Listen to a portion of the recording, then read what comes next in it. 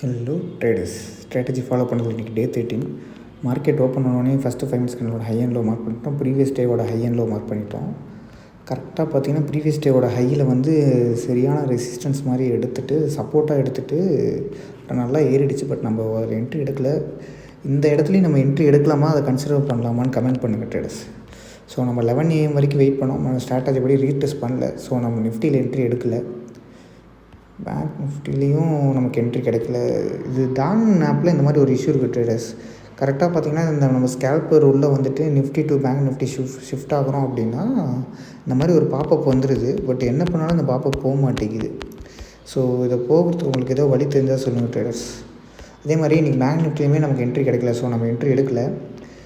நம்ம நிறைய நாள் என்ட்ரி கிடைக்க மாட்டேங்குது ட்ரேடர்ஸ். ஸோ இந்த ஸ்ட்ராட்டஜி நம்ம 30 டேஸ் ஃபாலோ பண்ணுறோன்னு சொல்லியிருந்தோம். எனக்கு தெரிஞ்சு ஒரு 15 டேஸே போதும்னு நினைக்கிறேன். ஒரு ரிசல்ட் மாதிரி எடுத்துக்கும். இல்லைன்னா ஒரு 20 டேஸ் வரைக்கும் எக்ஸ்டெண்ட் பண்ணுறதுனால கமெண்ட் பண்ணுங்கள். நம்ம 20 டேஸ் வரைக்கும் இந்த ஸ்ட்ராட்டஜி எக்ஸ்டெண்ட் பண்ணலாம் ட்ரேடர்ஸ். பாய்.